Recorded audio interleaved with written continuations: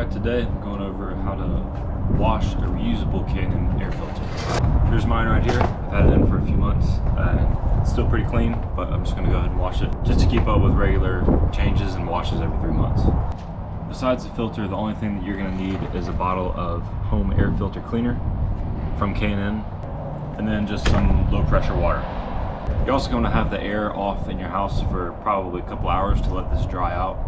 So just kind of plan accordingly, or be willing to run it without a filter in it. So first thing, get both sides of it wet. Next, take your cleaner and spray it all on the dirty side.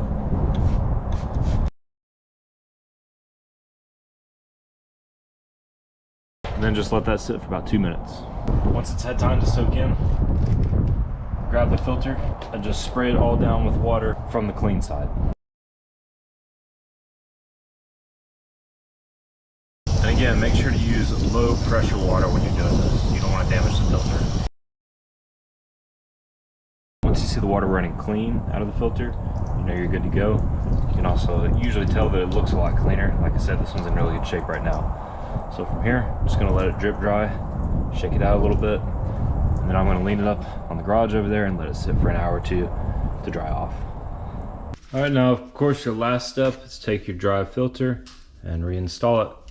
And just do that every few months, every time it gets dirty, and you're good to go. Never have to replace it.